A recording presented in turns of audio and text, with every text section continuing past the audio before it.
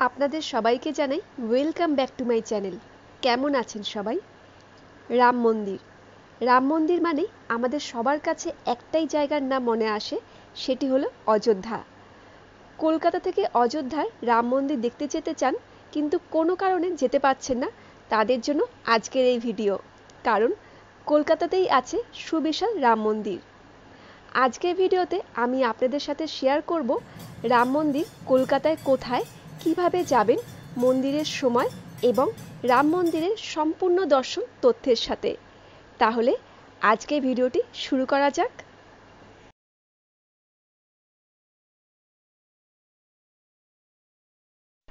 আমরা এখন রাম মন্দিরের সামনে। এই রাম মন্দিরটি খুব বড় এবং এই মন্দিরের মূল আকর্ষণ হলো এই সুবিশাল হনুমানজির মূর্তিটি। 151 ফুট উঁচু হনুমানজির মূর্তি। কলকাতার মধ্যে এত সুবিশাল হনুমানজির মূর্তি আছে কিনা আমার জানা নেই। এই হনুমানজির মূর্তিটি এত উঁচু বলে অনেক দূর থেকে দেখা যায়। রাম মন্দিরে পূজা দেওয়ার এখানে সম্পূর্ণ ব্যবস্থা আছে। মন্দিরের বাইরে এবং ভেতরে অনেক স্টল আছে যেখানে পূজা দেওয়ার জন্য সম্পূর্ণ সামগ্রী পাওয়া যাচ্ছে। রাম মন্দির খোলা থাকে সকাল 6টা থেকে দুপুর 12টা পর্যন্ত এবং বিকেল 3টে থেকে রাত 9টা পর্যন্ত। আমরা এখন রাম মন্দিরে প্রবেশ করছি। মন্দিরে প্রবেশ করার সাথে ডান দিকে রামায়ণের বিভিন্ন কাহিনী মূর্তির মাধ্যমে দেখানো হয়েছে। এখানে দেখুন, রাবণ যখন সীতাকে হরণ করে নিয়ে যাচ্ছিল তখন জটায়ু বাধা দেওয়ার জন্য রাবণ জটায়ুর ডানা কেটে দিয়েছিল এবং জটায়ু সেখানেই মারা যায়। রাম ও লক্ষ্মণ তা সৎকার করেছিলেন, সেটাই এখানে দেখানো হয়েছে।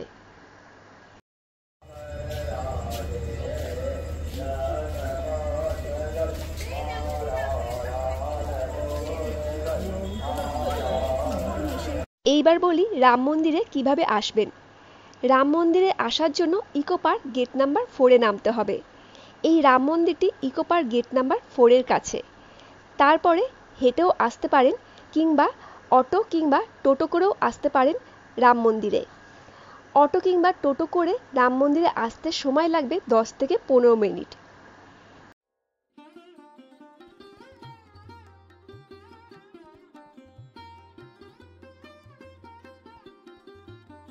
এই রাম মন্দিরে প্রতিদিন অনেক ভক্তরা আসেন দর্শন করার জন্য। এছাড়া শনি, মঙ্গলবার, হনুমান জয়ন্তী, রামনবমী, শিবরাত্রি এবং বিশেষ তিথিতে এখানে ভক্তদের খুব ভিড় হয়।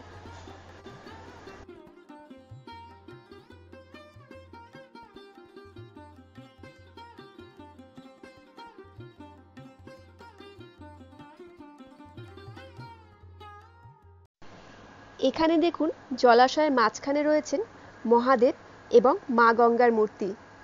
মহাদেবের মূর্তিটি অনেক বড়। জলের মাঝখানে ধ্যানমগ্ন মহাদেবের মূর্তিটি আলাদাই একটা মাত্রা যোগ করেছে।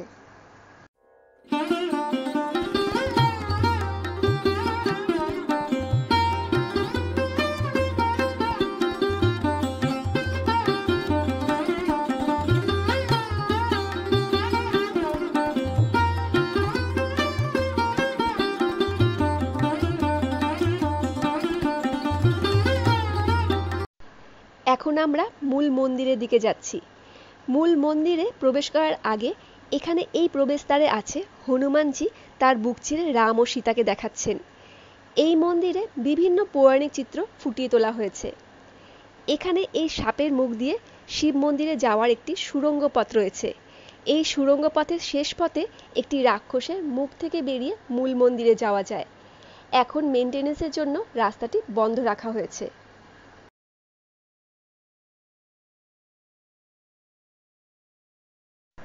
এখানে দেখুন, একটি বেলগাছ আছে, তার নিচে শিব, পার্বতী, গণেশ, ব্রহ্মা, বিষ্ণু এবং মহেশ্বরের মূর্তি আছে। তারই পাশে এবং মূল মন্দিরে ঢোকার আগে রয়েছে একটি রথ। 7টি ঘোড়া রথটি টেনে নিয়ে যাচ্ছে। রথের চূড়ায় আছে নটরাজ, তারপরে আছেন নারায়ণ, আর রথটির সারথি হলেন স্বয়ং শ্রীকৃষ্ণ।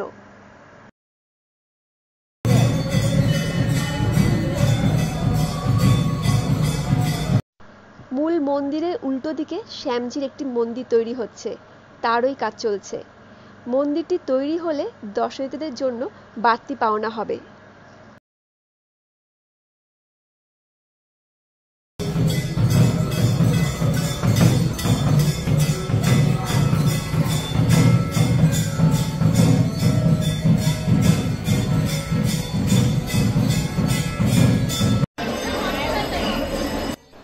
রাম মন্দিরে মঙ্গলবার এবং শনিবারে অনেক ভক্ত আসেন পূজা এবং দর্শন করার জন্য।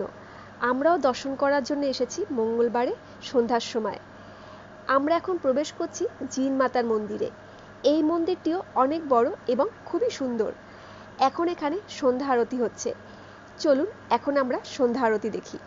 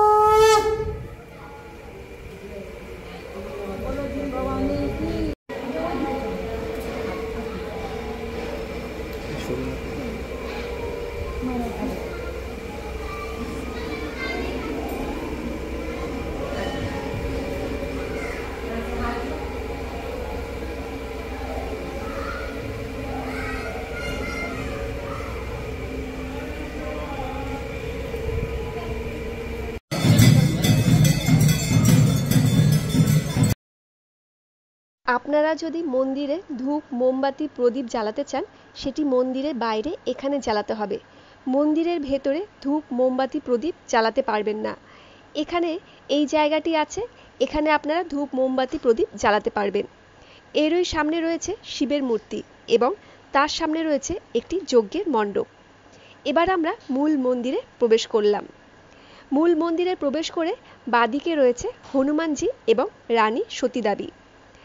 এখন এখানে হনুমানজির পূজা হচ্ছে, ভক্তরা লাইন দিয়ে পূজা দিচ্ছেন।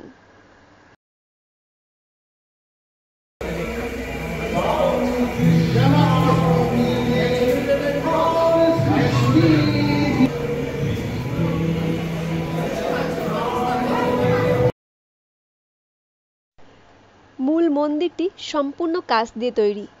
মন্দিরটি খুব সুন্দর করে সাজিয়ে তোলা হয়েছে এবং খুবই পরিষ্কার পরিচ্ছন্ন। এখানে দেওয়ালে বিভিন্ন দেবদেবীর ছবি দেখতে পাবেন। মূল মন্দিরের গর্ভগৃহে বাদিকে আছে রাধাকৃষ্ণের মূর্তি, মাঝে আছে রাম সীতার মূর্তি এবং ডান দিকে আছে লক্ষ্মীনারায়ণের মূর্তি। এখানে পুরোহিতের মাধ্যমে পূজাও দিতে পারবেন। চলুন এবার দর্শন করি।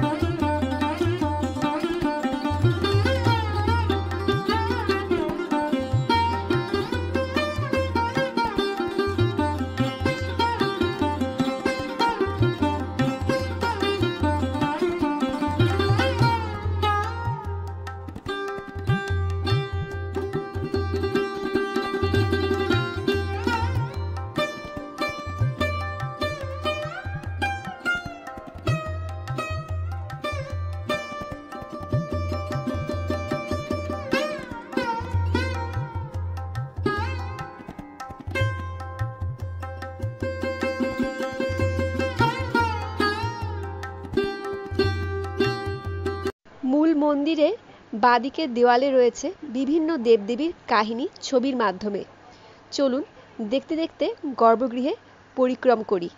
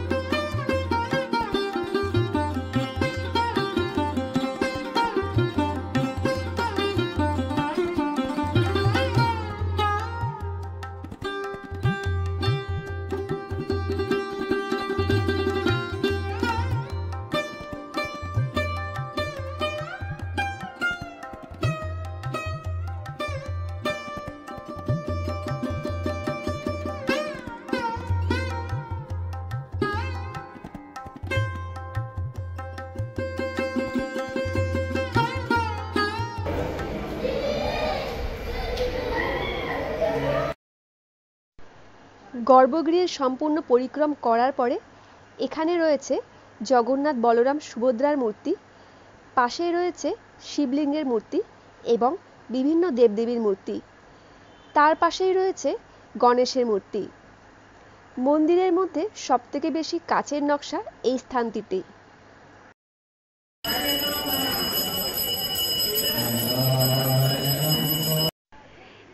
এখানে দেখুন মন্দিরের মাঝখানে কাচের বাঁধানো সিংহাসনে 4টি দেবতার মূর্তি একসাথে আছে।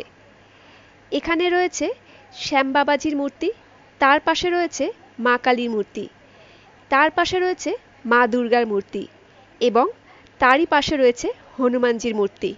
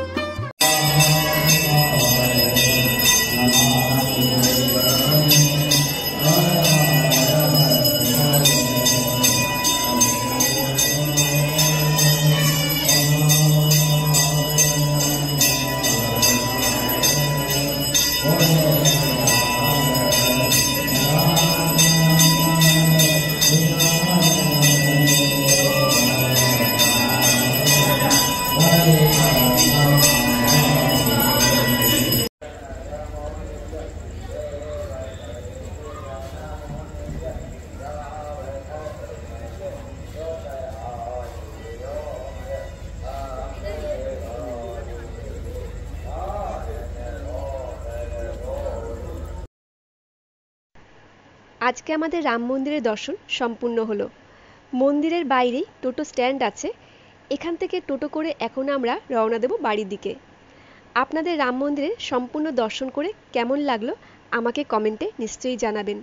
ভালো লাগলে একটা লাইক আর শেয়ার করে দেবেন, আর আমার চ্যানেলে নতুন হলে দয়া করে আমার চ্যানেলটিকে সাবস্ক্রাইব করে দেবেন।